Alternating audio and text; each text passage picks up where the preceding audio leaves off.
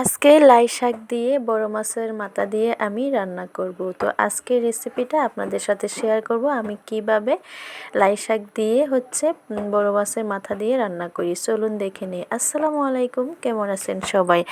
আশা করছি যে যেখান থেকে দেখছেন সবাই ভালো আছেন, সুস্থ আছেন। আলহামদুলিল্লাহ, আমরাও ভালো।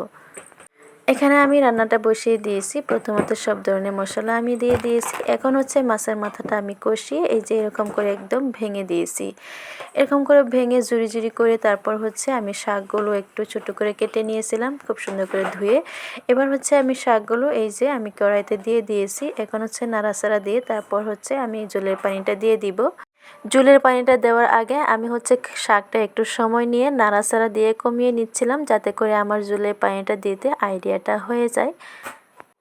এবার আমি জলের পানিটা দিয়ে দিব। প্রথমত শাকটা কমিয়ে নিলে জলের পানিটা দিতে আইডিয়াটা খুব সুন্দর হয়ে যায়। আর এই যে অফ ক্যামেরায় আমি রান্নাটা করে নিয়েছি। আর এই মাছের মাথা দিয়ে ঝুরি করে শাক রান্না এত মজা হয় কি বলবো, যারা নাকি খান নাই রান্না করে খেয়ে দেখতে পারেন। তো আমার শাক দিয়ে মাছের মাথা রান্নাটা হয়ে গিয়েছে। এখন আমি একটা বাটিতে ঢেলে নিব। আর এই যে দেখেন আমার রান্নার ফাইনাল লুকটা দেখতে যেমন সুন্দর হয়েছে, খেতেও মাশাআল্লাহ অনেক মজা হয়েছে। আজকের জন্য এই পর্যন্তই। সবাই ভালো থাকবেন। আল্লাহ হাফিজ।